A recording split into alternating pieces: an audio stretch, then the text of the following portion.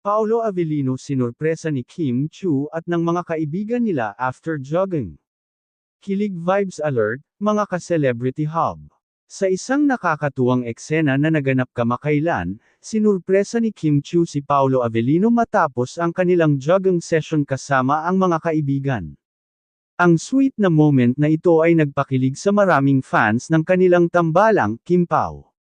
Morning jogging session. Ayon sa mga ulat, nagsimula ang araw ni Kim at Paolo sa isang masiglang jogging session kasama ang kanilang mga kaibigan. Makikita sa mga video na masaya at relaxed ang dalawa habang tumatakbo, na tila ba isang bonding moment na rin para sa kanila. Ang sweet na surprise. Pagkatapos ng kanilang jogging, laking gulat ni Paolo nang biglang may inihandang sorpresa si Kim at ang kanilang mga kaibigan. Sa isang video na ibinahagi ng SMPTV, makikita ang genuine na reaksyon ni Paolo, isang ngiti na puno ng tuwa at pasasalamat. Ang simpleng gesture na ito ay nagpakita ng lalim ng kanilang pagkakaibigan at ang espesyal na koneksyon na meron sila. Reaksyon ng mga fans. Hindi naman nagpahuli ang mga fans sa pagbibigay ng kanilang reaksyon.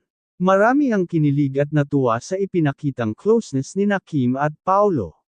May mga nagsabi pa na sana'y magtuloy-tuloy na ang kanilang magandang samahan, at baka nga raw may something more na sa pagitan nila. Panoorin ang buong kaganapan.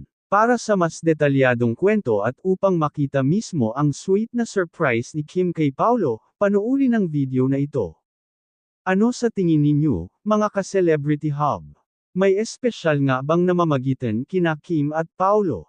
O isa lamang itong patunay ng kanilang matibay na pagkakaibigan? I-share ang inyong opinyon sa comment section. Huwag kalimutang i-like, i-subscribe, at i-hit ang notification bell para sa mas marami pang updates tungkol sa inyong paboritong celebrities.